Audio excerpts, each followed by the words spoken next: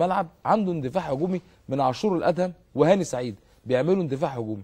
النهارده زي ما قلت بيلعب براس حربه واحد، ففي مجهود كبير جدا من لاعبي وسط الملعب عشان يكمل. مش فرقه ممكن تبقى ليها انياب هجوميه خالص، فلاعيبه وسط الملعب بيبذلوا مجهود كبير جدا عشان يكملوا مع المهاجم اللي هو خليفه اللي بيشتغل لوحده، فبيحصل اندفاع، بتظهر المساحات الواضحه، ويمكن اصابه عمرو دسوقي وتغيير الاماكن. هاني سعيد نعم. لاعب ليبرو، فضت وسط الملعب للزمالك يعني.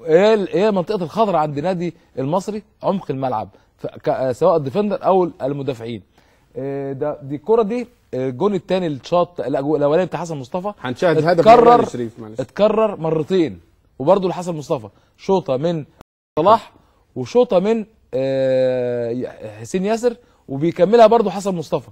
نفس الخطا بتاع مدافعين وسط الملعب، واضحه جدا جدا في المصري. انا شايف التشكيل بتاع المصري في يعني معلش